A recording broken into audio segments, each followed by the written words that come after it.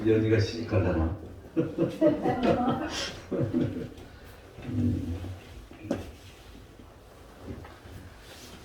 오늘 본문은 공교롭게도 제가 박사 논문, 내 논문 중에 일부입니다. 공교롭게도 그 본문이었네요. 오늘 이 베드로는 이제 처음 예수님께서 십자가에 못 박혀 죽으시고 예수 그리스도를 처음 전하는 그런 첫 설교였습니다. 그래서 이 전도 설교라고 우리는 말할 수 있는 거죠. 또한 이 선교하는 설교라고 말할 수 있는 것이죠. 그래서 우리는 이러한 이 설교를 통해서 우리는 어떤 뭘 가지고 전도해야 할 것인지를 가늠해보는 이 시간이 되기를 원합니다.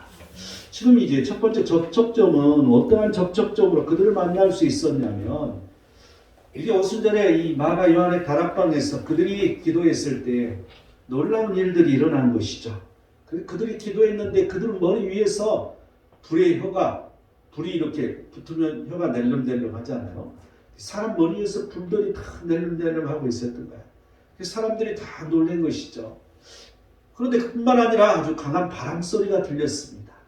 또 그뿐만 아니라 하나님의 능력이 드러나서 방언을 하기 시작했는데 그 방언은 각 나라 말로 말하는 방언이었습니다.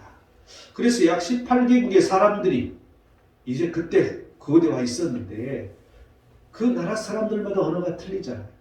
그런데 그 나라 사람들 말로 이제 복음을 증거하는 이런 일이 일어난 것이죠.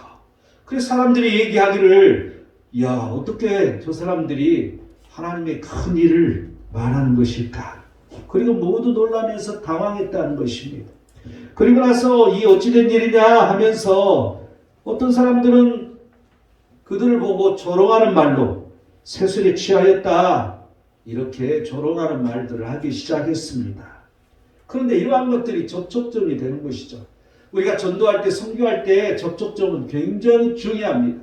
그런데 이들은 가만히 앉아서 접촉점이 발생해서 베드로가 이제 설교를 하기 시작하는 건데 어떻게 설교했느냐를 들여다보면요.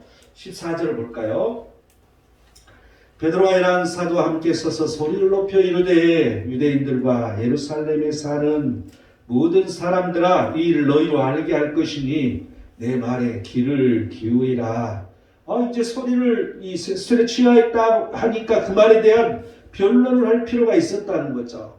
그런데 우리가 생각할 때는 그냥 베드로가 혼자 설교한 걸로 생각이 되는데 그게 아니고 24절을 자세히 보면 11사도와 함께 서서 소리를 높여서 하나님 말씀을 전파했다는 것이죠. 사람들이 많기 때문에 사람이 많으면 소리가 안 들리잖아요. 그래서 중간중간 그 11사도들이 끼어서 전달 이렇게 했지 않을까 이렇게 추정을 합니다. 그래서 이 베드로가 이 설교한 그 말씀을 이 11사도와 더불어서 함께 그들이 증거했다는 것이죠. 그래서 지금 시간이 지금 아침 9시지 않느냐, 그런데 무슨 술 취했다고 말하는 것이냐, 니들이 생각하는 것처럼 술 취한 게 아니다. 지금 이 말을 첫 접촉점으로 베드로는 말하고 있는 것입니다. 사람들이 지나가다가 이 말을 듣고 귀를 쫑깃하는 것이죠. 그래서 모두 다 베드로의 설교를 듣기 시작합니다. 이 베드로의 전도 설교 첫 번째, 그는 무엇을 말하고 있는 것인가? 17절을 볼까요? 하나님이 말씀하시기를 말세에 내가 내 영을 모든 육체에 부어주리니 너희 자녀들은 예언할 것이요 너희 젊은이들은 환상을 보고 너희 늙은이들은 꿈을 꾸리라. 첫 번째 말하는 것은 마지막 세상이었습니다. 말세에 대해서 베드로는 설교를 하고 있는 거죠. 여러분, 우리가 전도할 때도 이 마지막 세상, 이건 어떻다는 것을 전도하는데 내용을 넣어서 이 전도하면 아주 좋으리라고 생각합니다. 그런데 지금 이 베드로는 요엘서를 인용하고 있습니다. 이 요엘서 2장 28절에 32절에 이제 이 하나님의 영이 오리라는 것, 그 영이 모든 육체에 부어지리라는 것. 이 요엘은 예수님 오시기 전에 약 820년 전에 이런 예언을 하고 있습니다. 그래서 예수 그리스도께서 오실 때는 이러한 일이 일어난다는 것을 미리 예언해주고 있는 사건입니다. 그래서 이제 이 마지막 세상을 지금 설명해 주고 있는데 이 마지막 세상은 어떤 현상이 일어나는 것인가 이걸 지금 자세히 설명합니다. 우리가 듣기에는 무슨 말인지 모르지만 그때 그 유대인들이나 또한 하나님 말씀을 읽는 그 사람들에게는 무슨 말인지 그냥 이해가 되는 말이었습니다. 그래서 우리는 이해가 잘 안 되기 때문에 한번 생각해 보기를 원합니다. 무슨 말을 하였던 것인가? 17절 보니까 하나님 말씀하시기를 말세에 내가 내 영을 모든 육체에 부어주리니 너희 자녀들은 예언할 것이요 너희의 젊은이들은 환상을 보고 너희의 늙은이들은 꿈을 꾸리라. 그때 내가 내 영을 남종과 여종들에게 부어주리니 그들이 예언할 것이요. 여기서 우리가 생각할 수 있는 것은 하나님이 이렇게 말씀하셨다는 것을 강조하고 있습니다. 하나님이 이렇게 말씀하셨어. 너희들 잘 들어봐. 여러분 이 말은 의미가 상당히 다릅니다. 그래서 이 첫 번째로 이 마지막 세상에 대해서 설명한 것은 모든 육체에 하나님의 영이 부어진다는 것이죠. 그래서 지금 여기서 우리가 늘 생각할 때 누구에게는 예언하고 누구는 환상을 보고 누구는 꿈을 꾸고 이게 무슨 말이야? 늙은이만 꿈을 꾸고 또 젊은이들만 환상을 보는 것일까? 자녀들만 예언하는 것일까? 이 의미를 가지고 있는 것이 아니라 여러분 지금 내 나이에 나보고 옛날 같으면 환갑이 넘었으니까 노인네라고 할 거 아니야. 옛날 같으면 그죠? 그럼 나는 꿈만 꿔야 되다. 그래 나는 지금도 환상을 보고 지금도 예언을 하고 모든 게 가능하다는 것이죠. 그렇다면 이게 무슨 말인 것인가? 이 말은 뭘 의미하냐면 이제 어린아이나 노인이나 또한 남자나 여자나 상관없이 모두 다 하나님의 영을 부어주신다는 뜻을 가지고 있습니다. 여기 하나님의 영을 부어주신다는 것은 속에 내 안에 임재하는 것을 말합니다. 그래서 예수 그리스도께서 그 오실 그날 그분께서 십자가에 못 박혀 죽으시고 그분께서 이제 우리에게 성령을 보내셨을 때 그 성령이 우리에게 임하면 우리 안에 그 성령 안에 하나님께서 내주하신다는 거죠. 하나님이 여기 내가 불러서 오는 것이 아니라 하나님께서 그냥 우리에게 내려주신다는 거야. 그런데 모든 육체에게 내려주신다고 말하고 있습니다. 그리고 또한 18절을 보면 그때 내가 내 영을 내 남종과 여종들에게 부어주리니 그들이 예언할 것이요. 그때 당시에들은 노예들이 많이 있었던 거죠. 그런데 이건 지금 무슨 의미를 가지고 있냐면 이제 이 앞절은 남녀노소 아무 상관이 없는 그런 말이지만 여기서는 사회적 계층을 얘기하고 있습니다. 하찮은 종이라 할지라도 아무리 높은 귀족 기급에서 하찮은 종에 이르기까지 모두 다 하나님의 영이 임한다는 것이죠. 그런데 그 하나님의 영이 임했을 때는 놀랄만한 이러한 예언이랑 또한 환상이랑 또한 꿈으로 그 모든 것을 하나님께서 보여주시는 일이 일어난다는 것을 지금 설명을 해주고 있습니다. 그래서 쉽게 말하면 이제 하나님의 영이 육체에 부어진다는 그 의미는 이 첫 번째로 생각할 수 있는 것은 하나님께서 지금 말씀하신다는 것을 지금 그들에게 강조하고 있는 거고, 두 번째로 생각할 수 있는 건 새로운 시대가 온다는 것을 말해주고 있습니다. 그래서 지금 이 시대가 아니라 누군가가 와서 그 메시아가 와서 새로운 시대를 열 것이라는 것, 쉽게 말하면 이 마지막 시대에 구원을 가져다 줄 자가 온다는 것이죠. 또한 세 번째로 생각할 수 있는 것은 이러한 하나님의 그 영이 곧 성령이 임했을 때 정말 마지막 세상이니까 종말이 온다는 것, 이러한 증거로 성령이 온다는 것입니다. 이 마지막 세상의 증거로 성령이 임한다는 것이죠. 여러분, 우리는 늘 이 성령이 오는 것을 예수님께서 십자가에 못 박혀 죽으셔서 그분께서 약속하셨기 때문에 오는 성령으로만 생각합니다. 그런데 이미 그 여호와 성부 하나님께서는 그런 예언을 다 하고 계셨던 거죠. 계획을 다 가지고 계셨던 거죠. 그래서 요엘 선지자를 통해서 이 하나님의 영이 그 육체에 부어진다는 것을 설명할 뿐만 아니라 그게 바로 이제 마지막 세상에 증거가 될 거라는 것을 말해주고 있다는 것이죠.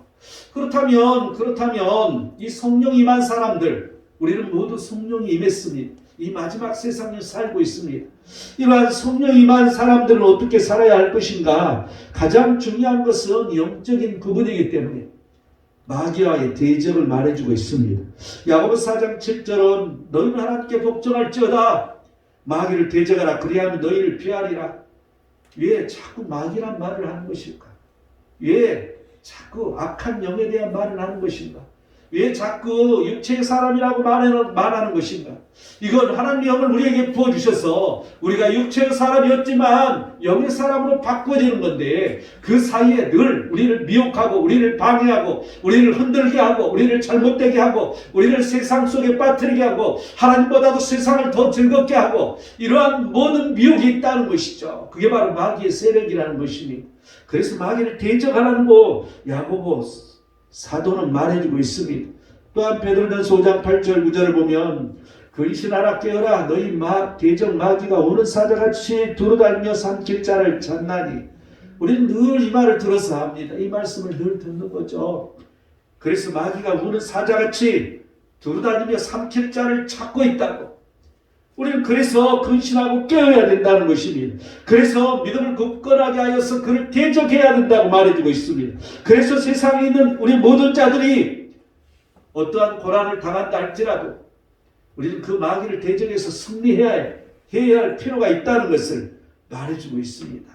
여러분, 우리를 예수 그리스도를 믿는 자들은, 성령 임한 자들은 반드시 승리할 수밖에 없습니다. 그 이유는 하나님께서 이미 약속하셨기 때문에 우리가 굳센 믿음만 가지면 그 모든 걸 할 수 있다는 사실이죠.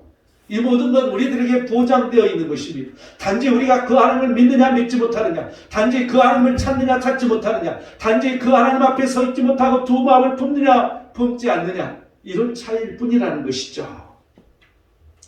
이제 계속해서 19절을 보면 또 내가 위로 하늘에서는 기사를 아래로 땅에서는 징조를 베풀리니 고 피와 불과 연기로다. 이게 무슨 피가 있고 불이 있고 연기가 있다고? 아니 이게 무슨 말일까? 여러분, 요한계시록에 나오는 말씀이잖아요. 지금 여기서 나오는 말씀 요한계시록의 의미하고 조금 다릅니다. 또한 20절 계속해서 이어서 보면 그건 요한계시록 말씀하고 똑같습니다. 또한 예수 그리스도께서 말씀하신 말씀과 또 똑같습니다. 그렇다면 여기서 피와 불과 연기는 무슨 의미를 가지고 있는가? 이 땅에서 나타난 징조가 피와 불과 연기라는 거죠. 여러분, 우리가 항상 이 요한계시록을 풀 때도 너무나도 겁나는 얘기들이 많잖아요. 그냥 하늘에서 별이 떨어지고 피가 되고 불과 연기가 나고 이러한 것들을 우리는 늘 영적으로 자세히 들여다보면 쉽게 풀어집니다. 그런데 자연 이 천체 현상으로 보면 늘 두렵기 짝이 없는 것이죠. 여기서도 영적으로 우리가 생각해 보면 이 피라는 것은 무엇일까?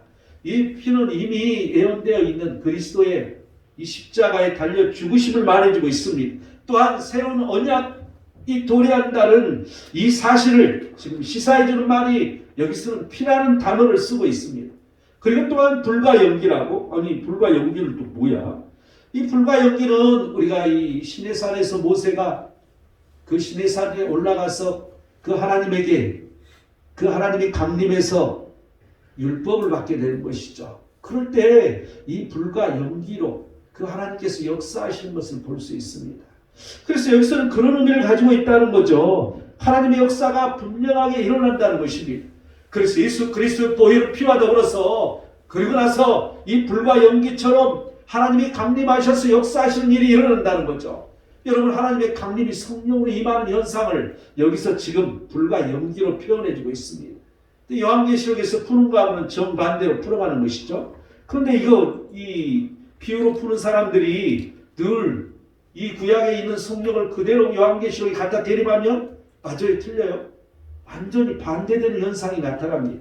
똑같지가 않다는 것이죠. 그때 이 말씀의 앞뒤를 맞춰보면 상황은 다르다는 것입니다. 이 말씀을 푸는 것이 다르게 풀어야 된다는 것이죠. 그래서 지금 이 19절은 이 징조라는 것은 언약의 시대가 도래할 것이다. 그 언약의 시대 메시아 예수 그리스도가 오실 것이라는 것을 지금 말해주고 있을 뿐만 아니라 또한 그 이후에 그 성령의 하나님의 강림이 반드시 일어날 것이라는 것. 여러분, 이 성령의 강림은 무슨 의미를 가지고 있냐면 이 성령께서 우리에게 임하실 때 그때 그 안에 그리스도 안에 우리는 그리스도 안에 거하고 그리스도께서 내 안에 거하시는 현상이 나타나는 것입니다. 또한 그리스도께서는 아버지 안에 내가 내 아버지 안에 그래서 하나라는 것이죠. 그 삼위일체 하나님이 강림하시는 의미를 가지고 있습니다. 여러분 우리가 늘 이 성령 하다 보니까 성령의 기도를 하는 사람, 이게 맞는 말이잖아요. 그런데 성령님에게 기도하는 사람, 이건 잘못된 거예요. 그렇게 기도하는, 성령님한테 기도하는 사람도 있어. 하나님에게 기도하는 것이죠. 이 하나님이라는 것은 성부, 성자, 성령, 하나님, 이 모든 게 합편인 게, 그게 바로 하나님이란 엘로힘이라는 단어예요. 그리고 이제 각자 성부 하나님, 성자 하나님, 그래서 여호와 하나님, 그리스도 하나님, 그리고 또한 성령 하나님, 이렇게 차이가 있을 뿐이지 하나라는 것이죠. 그래서 우리는 늘 하나님 앞에 기도한다는 것을 잊어서는 안 될 것입니다. 또한 20절을 보니까 주의 크고 영화로운 날이 이르기 전에 해가 변하여 어두워지고 달이 변하여 비가 되리라. 지금 이 해가 변하고 달이 변한다는 거, 우리가 요한계시록을 풀 때 이게 나오잖아요. 이 어두워지는 현상, 황충이 이제 이 무저갱이 열려서 황충이 올라오죠. 그래서 아주 어둡게 만들어지는 흑암이 처음 나타나기 시작하는 거죠. 그래서 이제 그런 현상, 어두워지는 현상은 그런 흑암의 현상입니다. 그래서 거기에서 쉽게 설명하면 말씀이 없어지고 이 세상이 하나님 말씀이 완전히 사라져버리는, 그래서 어두워서 캄캄한 길을 다닐 수밖에 없다는 것이죠. 이건 무엇을 의미하느냐? 교회가 있지만 교회가 역할을 하지 못하고 하나님 말씀을 온전히 선포하지 못하고 하나님 말씀에 있지 못하고 이 세상에 하나님 말씀이 있는 것이 아니라 정반대로 이 세상의 마귀의 그러한 어두운 세상으로 바뀌어가는 그런 의미를 말해주고 있습니다. 그런데 지금 여기에서는 정확한 그러한 해설이 없기 때문에 이런 천체의 변화인 것인지 그런 영적으로 우리가 해석해야 할 것인지 우리는 정확하게 설명할 수는 없습니다. 하지만 요한계시록과 일치해서 보면 그런 영적으로 풀어가는 것을 우리는 깨달을 수가 있죠. 지금은 시간이 없으니까 이제 단지 그렇다고만 알고 넘어가야 될 것 같습니다. 그래서 이러한 심판의 징조에 대한 것을 설명해주고 있다는 거죠. 이 마지막 세상에는 심판의 징조가 반드시 나타난다. 오직 예수 그리스도께서 다시 오실 그 전에 징조가 나타난다는 것이죠. 그래서 예수님께서는 많은 재앙이 오지만 그게 마지막이 아니라고 또 다른 징조들이 나타난다고 예수님은 말씀하고 계십니다. 그리고 또한 이 세상 끝날은 그 하나님의 복음이 이 세상 끝까지 다 전파될 때까지 그 끝날은 오지 않는다는 것을 예수님께서는 말씀하셨습니다. 이처럼 이 구원이 오기 전에 이 심판의 징조가 있는 건데 심판이 있기 전에 반드시 이러한 징조가 보일 것이라는 것을 설명해주고 있습니다. 또한 21절에 누구든지 주의 이름을 부르는 자는 구원을 받으리라 하였느냐. 그래서 그 심판 때에 구원을 얻는 역사가 일어난다는 것을, 여러분 우리가 전도할 때 무슨 말을 전해야 할 것인지를 분명하게 확실하게 이 마지막 때라는 것은 어떻게 전해야 할 것을 이 베드로 사도는 우리에게 알려주고 있습니다. 우리가 복음을 증거할 때 분명하게 이러한 것들을 전해야 되겠구나 우리 마음에 새기기를 원합니다. 이 베드로의 전도 설교 두 번째 22절을 볼까요? 이스라엘 사람들아 이 말을 들으라. 너희가 아는 바와 같이 하나님께서 나사렛 예수로 큰 권능과 기사와 표적을 너희 가운데서 베푸사 너희 앞에서 그를 증언하셨느니라. 지금 여기서는 누구 말을 하고 있어요? 그렇죠. 나사렛 예수 그리스도를 말해주고 있는 거죠.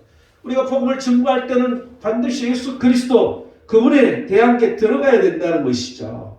그래서 그 예수 그리스도께서 큰 권능과 기사와 표적을 너희 가운데 베풀었다고 말하고 있는데 그 베푼 그것이 무엇이냐는 것이죠.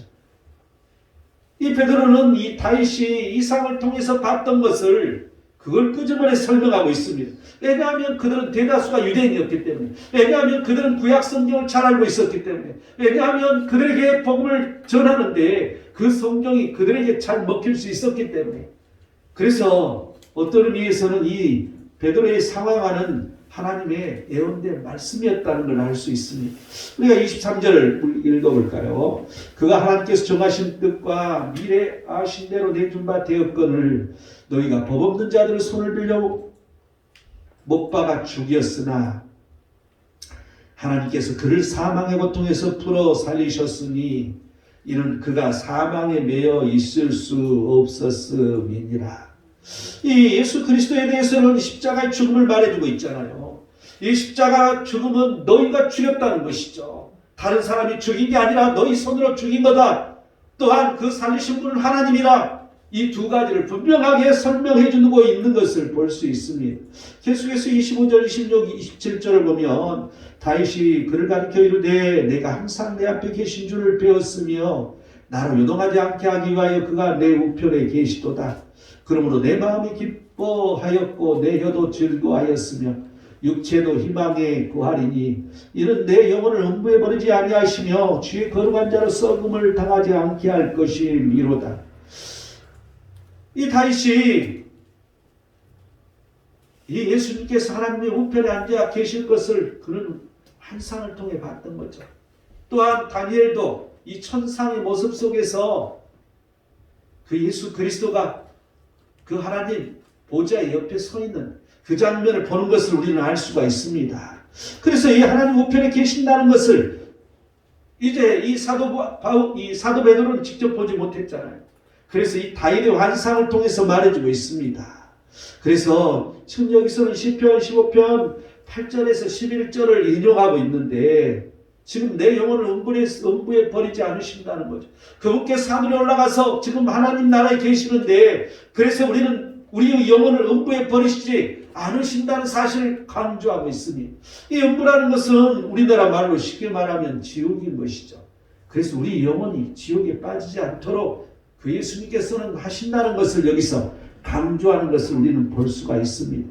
또한 28절에서 계속해서 29절을 보면 주께서 생명의 길을 내게 보이셨으니 주 앞에서 내게 기쁨이 충만하게 하시리로다 하였으므로 형제들아 내가 조상 다윗에 대하여 담대히 말할 수 있노니 다윗이 죽어 장사되어 그 묘가 오늘까지 우리 중에 있도다.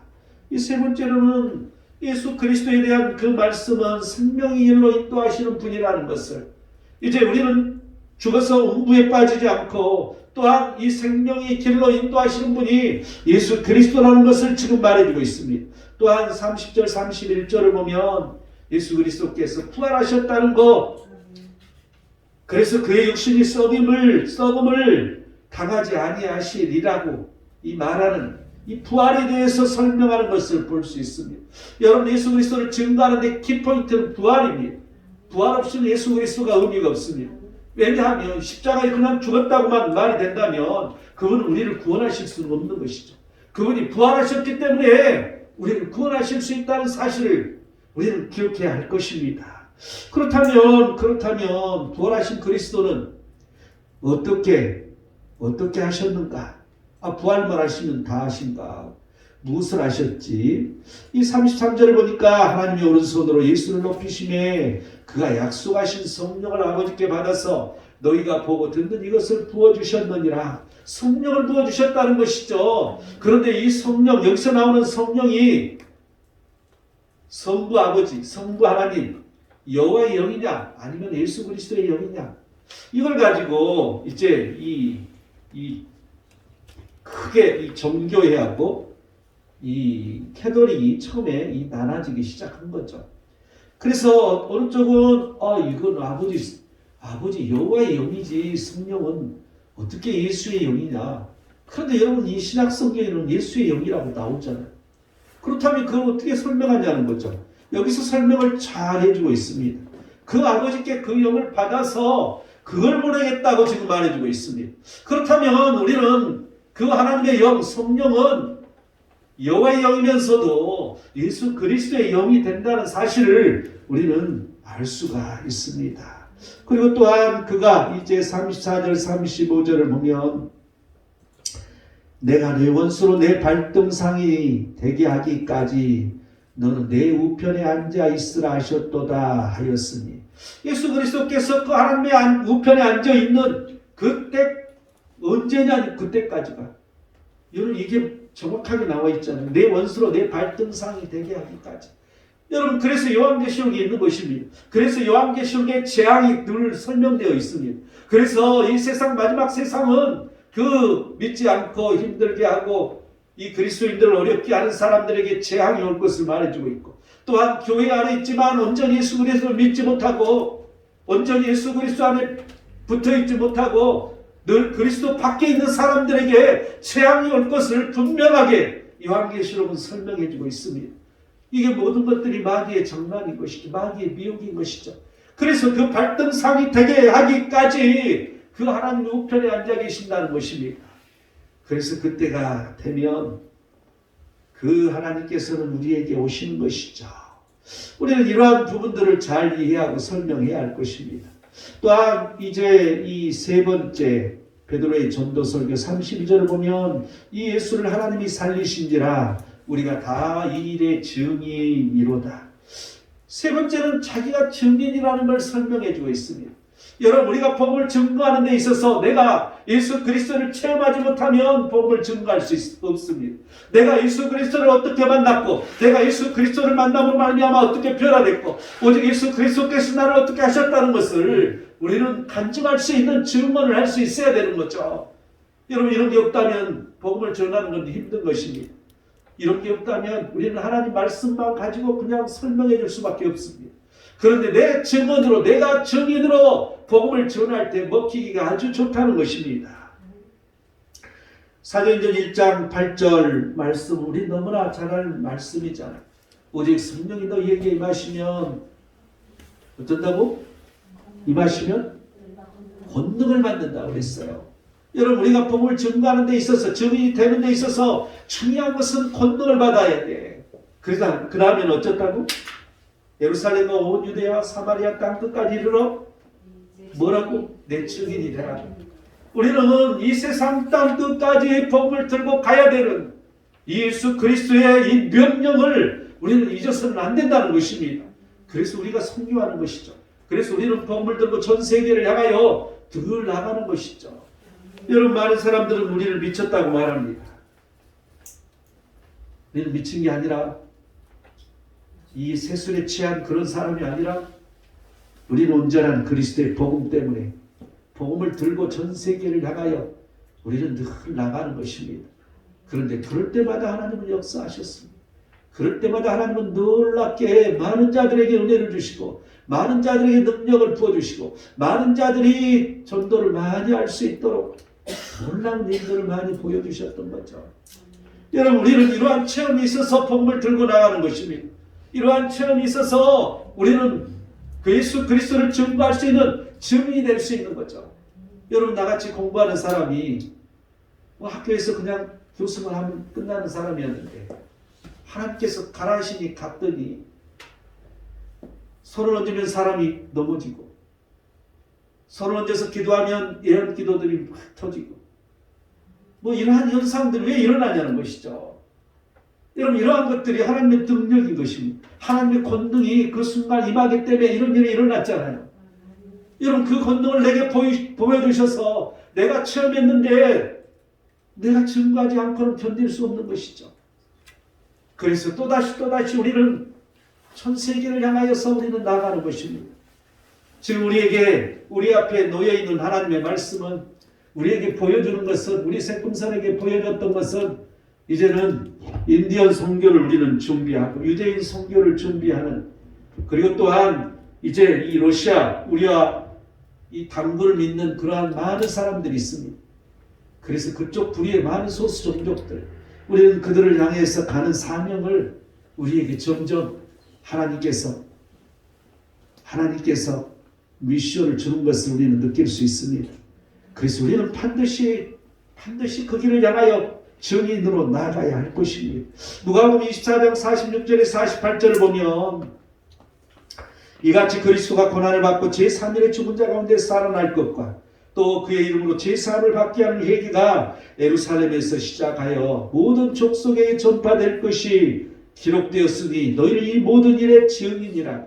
우리가 증인이라는 것은 그리스도께서 십자가에서 살아났다는 부활을 증언하는 것이고, 또한 제사함 받음으로 말미암아, 회개함으로 말미암아 제사함 받는다는 이 사실을 증언해야 할 것을, 또한 이 세상 모든 족속에게 복음을 들고 가야 될 것을 이렇게 하나님께서는 원하고 계시는 것입니다. 사도행전 1장 22절을 보면 우리와 더불어 예수께서 부활하심을 증언하는 사람이 되게 하여야 되기 때문에 우리 중에 하나를 뽑자. 이제 하나는 누구였어요? 가룟 유다 배신했지 않습니까? 그래서 그 한 명을 그 복음을 위해서 뽑아야 된다. 여러분, 우리는 복음을 위해서 뽑혀야 됩니다. 복음을 위해서 우리는 그리스도의 사람이 되어야 된다는 이 사실을 우리는 잊어서는 안 될 것입니다. 베드로의 전도 설교 마지막 네 번째 36절을 보면 이제 37절만 내가 읽겠습니다. 그들이 이 말을 듣고 마음에 찔려 베드로와 다른 사람들에게 물어 이르되 형제들아 우리가 어찌할까 하거늘 찔림이 있었다는 거죠. 또한 그 찔림에 대한 확증을 주는 걸 알 수 있습니다. 여러분, 우리가 복음을 증거할 때는 그들이 찔림이 있게 만들고 그들에게 확증을 주는 것이 필요합니다. 여러분, 이 성경 공부 시키는 것도 마찬가지입니다. 우리가 큐티를 나눈 것도 마찬가지입니다. 또한 우리가 제자 훈련하는 것도 마찬가지입니다. 항상 우리가 찔림이 있을 때 온전히 그 하나님 앞에 헌신하게 됩니다. 또한 어떻게 해야 할 것을 확증할 수 있도록 우리는 가르쳐야 될 것입니다. 이러한 것들이 우리에게는 너무나 중요하다는 거죠. 우리가 어찌할꼬. 여러분, 이 설교하는 사람도 그 설교 중에 사람들이 찔림을 받을 수 있는 이러한 포인트를 주는 것, 이게 중요하다고 말합니다. 근데 너무 직설적으로 주면 또 시험을 많이 받죠. 그런데 그런 게 있어야만이 사람들이 은혜를 받고 변화된다는 것이죠. 우리가 어찌할꼬 이러한 찔림을 받아야 돼. 그런데 이 찔림을 받을 때 무엇을 전해야 되는 것인가? 이제 39절을 보면 그가 부르신 자라는 것을, 하나님께서 부르셨다는 것을 확신시켜야 됩니다. 또한 하나님의 약속이 있다는 것을 확신시켜야 됩니다. 내가 여러 나라를 다니면서 이 전도할 때 침을 문을 두드리면서 이제 노하고 거부할 때가 많이 있잖아요. 그러면 항상 하는 말이 당신은 하나님께서 부르셨다. 나는 이 말을 꼭 하게 됩니다. 지금 내가 온 것은 하나님이 너에게 나를 보낸 것이다. 너는 축복받은 자이다. 이 말을 나는 늘 합니다. 그래서 그들이 복을 받지 않더라도 나는 늘 기도하고 늘 특히 배가 이만한 임신부들한테 기도를 나는 많이 해줍니다. 너무 복되잖아요. 그 아이들 뱃속에 있는 아이들을 축복해서 그 아이들을 통해서 그 나라가 복음의 나라로 변하게 해달라. 여러분, 그런 기도를 하면 너무나도 내가 기도하는 데가 은혜롭습니다. 그래서 여러 나라, 어느 나라 갈 때마다 이러한 기도를 하고 그들에게 또 이렇게 기도할 때는 막 예언 기도가 터져서 어떤 아이들한테 기도하면 이 아이가 자라서 뭐가 될 것이라고 이런 것도 이렇게 예언 기도가 나오더라고요. 얼마나 은혜로운지 알 수가 없어요. 이 하나님 앞에서 복음을 증거한 순간마다 이러한 놀라운 일들을 우리는 보게 됩니다. 그렇다면 하나님의 약속은 무엇인가? 38절을 보면 베드로가 이르되 너희가 회개하여 각각 예수 그리스도의 이름으로 세례를 받고 죄 사함을 받으라. 그리하면 성령의 선물을 받으리니. 이 하나님의 약속은 성령인데 우리가 회개함으로 말미암아 죄 사함을 받았을 때, 회개할 때 성령이 임한다는 것이죠. 여러분, 우리가 항상 기도할 때 회개로 시작해야 됩니다. 왜냐하면 성령의 기도를 해야 되기 때문에. 우리가 예배할 때도 항상 회개로 시작해야 됩니다. 왜냐하면 그 성령 하나님의 임해서 우리가 온전히 성령 충만함으로 예배를 드려야 되기 때문에 우리는 무엇을 하든지 그 성령 하나님과 더불어서 예수 그리스도가 임해야 됩니다. 말씀이 육신으로 오신 예수 그리스도, 그 말씀이 우리 안에 거해야 되는 것이죠. 말씀과 성령이 함께할 때 우리는 능지 못함이 없는 놀라운 역사를 이룬다는 이 사실을 우리는 기억해야 할 것입니다. 하나님은 놀랍게 우리에게 역사하신다는 사실입니다. 그렇다면 무엇을 확정해야 할 것인가? 40절을 보면 또 여러 말로 확증하며 구원하여 이르되 너희가 이 폐역한 세대에서 구원을 받으라 하니, 첫 번째는 폐역한 세대라는 것을 알려야 됩니다. 두 번째는 구원을 받으라는 것을 알려야 됩니다. 지금 이 세대가 어떻게 폐역하다는 것을 우리는 알려야 되는 거죠. 그런데 이제 여러 나라 가서 이렇게 증거하다가 폐역한 세대 설명하다 그 나라 종교가 잘못됐다는 걸 말하는 순간 순교당할 수가 있습니다. 이것은 아주 조심해야 돼요. 다른 나라 가서 복음 전할 때 그 나라의 종교를 비방하는 순간 맞아줬습니다. 절대 삼가해야 할 것, 그러한 부분은 삼가해야 됩니다. 우리나라 같은 경우는 설명을 해야 되겠죠. 그래서 이 폐역한 세대 또한 구원을 받는 일에 대해서 우리는 확증을 시켜야 할 것입니다. 결론을 맺겠습니다. 41절을 보니까 그 말을 받는 사람들은 세례를 받으며 이날의 신도의 수가 3천이나 더하더라. 이 복음을 받고 3,000명이 세례를 받았다는 거죠. 쉽게 설명하면 성도가 됐다는 걸 말해주고 있지 않습니까? 여러분, 우리 장대교도 이러한 역사가 일어나기를 원합니다. 한 번 설교했는데 3,000명이 세례받는 역사. 여러분, 얼마나 놀랄 만한 일입니까? 여러분, 그때는 교회가 3,000명을 수용할 교회 건물도 없었을 때야. 그런데 3,000명이 세례를 받고 나니까 이제 교회 수용이 안 되니까 교회는 잘 많이 들어가봤자 120명 들어가는데, 그래서 각 집집마다 예배를 드렸다는 것을 알 수가 있습니다. 그래서 42절을 보면 그들이 사도의 가르침을 받아 서로 교제하고 떡을 떼며 오로지 기도하기를 힘쓰니라. 우리가 성도가 되었다면 항상 가르침에 우리는 신경을 써야 되는 거죠. 여러분, 우리는 제자훈련을, 우리 교회는 제자훈련을 모두 받아야 자격이 있는 거죠. 우리 교인으로서. 그 제자훈련을 우리는 무조건 받아야 됩니다. 항상 우리는 가르침을 받는 일이 일어나는 거죠. 그런데 여기서 서로 교제하고 떡을 떼며, 이 떡은 성찬을 말합니다. 또한 기도하기를 힘쓰니라고. 여러분, 기도처럼 복된 것은 없습니다. 성도가 되었다면 서로 간에 교제하고 성찬하고 또한 기도하기 힘쓰는 일은 이게 기본이라는 것이죠. 이제 우리 40일 작전 기도 이제 4일 남았습니까? 오늘 36일째입니까? 이제 4일 남았습니다. 우리는 늘 기도로 승리하는 그러한 사람들이 되어야 할 것이죠. 우리가 늘 교제에 힘을 써야 됩니다. 그래도 우리 장대교인 수는 얼마 안 되지만 어제 결혼식에 모두 온 걸 보고 참 기뻤습니다. 이러한 것들이 교제인 것이죠. 물론 멀리 대부도에 사는 사람이랄지 모든 사람도 있었지만 대부도에 살아서 예배도 제대로 참석을 지금 못하고 있으니까 어려운 점이 있죠. 없지 않아. 하지만 그들도 마음을 같이 하고 기도하고 함께 모습을 한 마음을 갖는 걸 볼 때 너무 참 감동이라는 생각이 듭니다. 이처럼 우리는 이러한 자로, 이러한 성도로 우리가 복음을 들고 이 세상 땅끝까지 가는 귀한 역사가 우리 장대교회에서 모두 일어나기를 축원드립니다. 기도하겠습니다. 하나님께서 오늘도 우리에게 말씀하시니 이 베드로의 설교를 통해서 3,000명이 회개하고 성령을 받고 세례를 받았던 것처럼 우리 장대교회도 날로 부흥되는 귀한 은혜의 역사로 복음을 들고 이 세상 땅 끝까지 감으로 말미암아 하나님의 영광이 드러나며 하나님의 기쁨이 드러나며 하나님의 원하심 따라 많은 태신자들로 가득 차는 이 교회가 될 수 있도록 하나님 축복하여 주시옵소서. 거룩하신 예수 그리스도의 이름으로 기도드립니다. 아멘.